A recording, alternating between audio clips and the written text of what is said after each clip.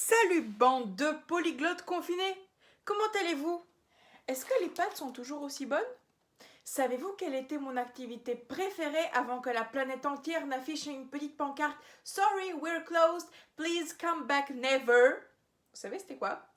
Je vais vous le dire, vu qu'on ne se connaît pas depuis très longtemps, mon activité préférée c'était voyager.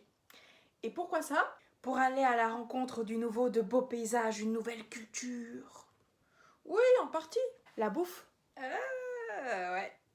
Non. Si j'aime beaucoup voyager, c'est pour exercer ma communication, aller à l'encontre de l'habitant local.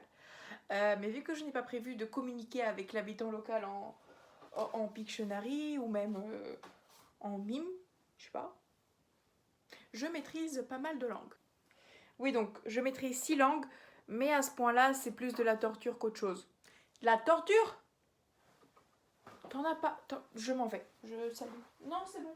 Si vous me laissez pas parler aussi, à la fin de la vidéo, vous serez du même avec moi.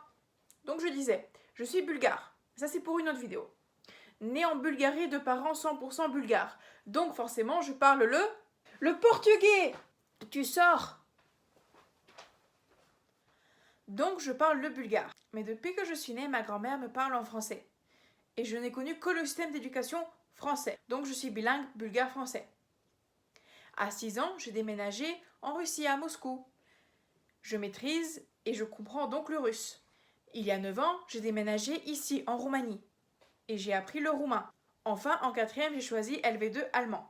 Et bien sûr, l'anglais, ça va de soi, je l'ai appris à l'école et sur Internet. Je vous l'ai dit, il y a de quoi avoir des migraines. D'ailleurs, toute ma famille a beau être bulgare, je ne sais pas écrire en bulgare. Je sais comment écrire, mais j'écris comme un gosse en CM2. Et quand je lis très lentement, et ça doit être des choses très simples. Voici à quoi ressemblent les lettres bulgares. La preuve que je ne peux lire que des trucs simples, c'est un livre de contes pour enfants. Et pour ceux qui sont curieux, ici il y a marqué Rubineni prikaski, ce qui veut dire les contes en rubis. Pour ceux que ça intéresse comment la langue bulgare sonne, voici quelques phrases.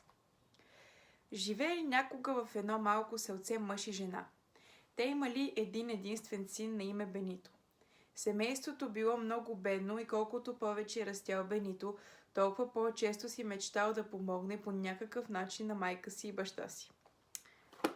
L'histoire. Rien qu'en parlant en bulgare, je fais des fautes débiles, je me trompe de genre, j'invente des mots. Autre problème, mon français est pété. C'est pas l'oral le problème, c'est l'écrit.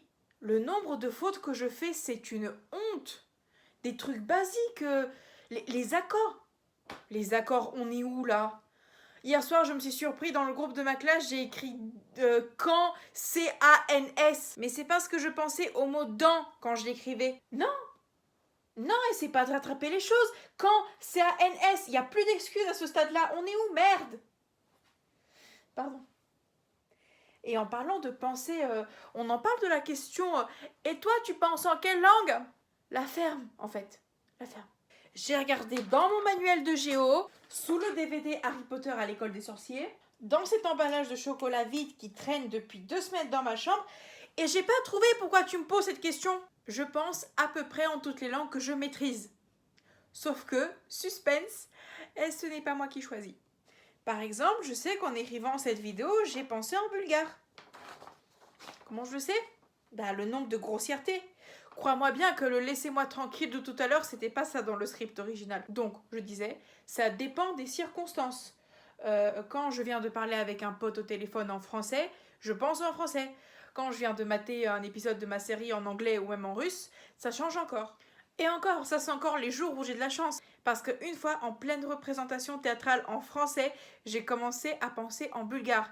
C'est fatigant. Déjà que tu dois gérer ton trac ordinaire, tu dois bien faire attention de t'exprimer en français, de ne pas avoir dévié dans une autre langue. Même chose quand je rentre à la maison, dans un milieu bulgarophone, après avoir passé 8 heures au lycée, dans un milieu francophone. Ah, la belle époque. On allait encore au lycée. Ça me manque.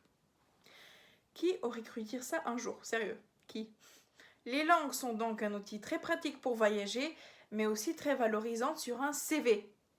Il n'y a pas que ça, les langues, sur un CV, bien sûr. Bonjour mademoiselle, Monique Bonneau à l'appareil de chez Air France. Je tenais à vous dire que on a bien reçu votre candidature. Vous allez entreprendre un beau combat. Les femmes sont vraiment sous-représentées dans ce métier, donc c'est très courageux de votre part. Les femmes pilotes, il en faut. Juste, j'ai un tout petit souci, vous allez rire, votre CV ne s'ouvre pas en entier, il y a juste la partie sur les langues que j'ai chez moi. Que la partie sur les langues? Mais on s'est mal comprise, madame, c'est mon CV. Comment ça, c'est votre CV? Je crains de ne pas comprendre, mademoiselle. Tiguhalissima, famille CV tu. Няма друго. Шест езика. Не е ли достатъчно? Allô, Monique? Eh merde. Donc les langues, ça aide pour le CV. Un peu. Mais c'est aussi bénéfique culturellement et psychologiquement parlant. Apprendre une langue, c'est apprendre la culture du pays dans lequel on parle cette langue. Des fois même, il y a plusieurs pays. Depuis que j'apprends l'allemand, j'ai appris beaucoup sur la culture allemande et l'Allemagne en général, mais j'ai aussi beaucoup appris sur la Suisse ou encore l'Autriche. Comprendre une langue, c'est comprendre le pays dans lequel elle est parlée. Mais aussi, une chercheuse de l'université de York, à Toronto, a prouvé que le bilinguisme et le plurilinguisme réduit nettement les dangers de la maladie d'Alzheimer. Car notre cerveau, il pousse de la fonte à la gym, il jongle en permanence entre ces différentes langues. Il fait beaucoup d'exercices pour pouvoir suivre. Notre cerveau est donc un peu un clown. À part l'allemand, et peut-être un peu l'anglais, je n'ai pas appris les langues dans une salle de classe. Je les ai appris en situation. À Moscou, je prenais beaucoup de cours d'activités sportives ou artistiques. Déjà, on a le patinage artistique, mais là-bas, c'est vu comme une deuxième religion. Faudrait qu'on en parle des clichés liés à telle ou telle culture bientôt. Sinon, j'ai aussi pris pas mal de cours de piano, de tennis et de natation. Toutes mes professeurs étaient russes et me parlaient donc en russe, même quand ça faisait que quelques semaines que j'étais arrivée et que je ne comprenais que dalle. Cela m'a permis de gagner beaucoup de vocabulaire. En plus de ça, je regardais beaucoup la télé. Ceci est une série de 400 épisodes humoristiques d'une vingtaine de minutes chacun que j'ai regardé dans son intégralité à mes 6 à 7 ans et ça m'a beaucoup aidé à apprendre la langue. Et en Roumanie, j'ai appris le roumain. J'ai eu des cours au collège et je l'ai aussi appris grâce à mes camarades. Je les écoutais parler et c'est fini par rentrer. Excuse-moi, le dernier mot de ta phrase, il veut dire quoi exactement? Les gens, ils sont bienveillants en général, ils t'expliquent. Forcez pas non plus, faites pas ça à chaque phrase. Enfin, je me rappelle cette fois, avant de partir en République tchèque, j'avais appris quelques mots de tchèque, les bases. Non seulement ça a été utile sur place, ça fait plaisir aux locaux de voir un touriste qui n'est pas juste là enfermé dans sa bulle et qui recherche à avoir un beau feed Insta, que sais-je, mais qui cherche vraiment à communiquer avec eux et à les comprendre. Je ne vous bassine pas plus longtemps avec mes anecdotes. Tout ce que je veux dire, c'est soyez curieux. Posez des questions. En général, les gens, ils sont contents de répondre. Ils ne vous remballeront pas. Ils voient que leur langue et du coup leur culture vous intéressent. Du coup, ils sont flattés. Voici donc le mot d'ordre, la curiosité. Si j'ai appris 6 langues, c'est quelque part parce que j'étais curieuse. Au primaire, j'avais une pote, elle a appris l'espagnol rien qu'en m'attendant Violetta en boucle.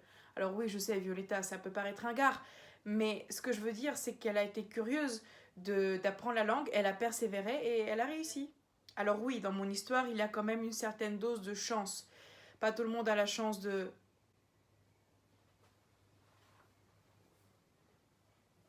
La machine à laver. Je l'entends alors que les 2 portes sont fermées. Alors oui, dans mon histoire, il y a une certaine dose de chance. Pas tout le monde a les moyens de voyager, de prendre des cours, d'habiter à l'étranger pour enrichir son bagage linguistique et culturel. Mais prenez toutes les occasions qui se présentent à vous. Aujourd'hui et plus que jamais, nous avons les moyens d'apprendre une langue. Nous avons les séries, les films et tous les professeurs en ligne, toutes les applications qui existent. Elles sont gratuites jusqu'à un certain stade. Tous les moyens sont bons, il faut juste trouver le vôtre et être curieux. Et surtout, il faut avoir la force de surmonter les difficultés qui se présentent à vous. Apprendre une langue n'est pas facile. On peut employer tous les moyens du monde, payer des cours très chers, mais si l'envie n'y est pas, les résultats mettront beaucoup, beaucoup de temps à arriver. Il vaut mieux faire ça quand on est jeune, car après c'est pour toute la vie.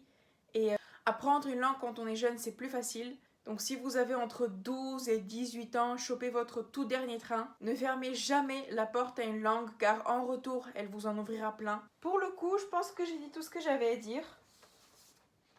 Du coup, n'oubliez pas le petit like qui fait plaisir. À la prochaine. Stay home, stay safe. C'était Quarantine, over and out.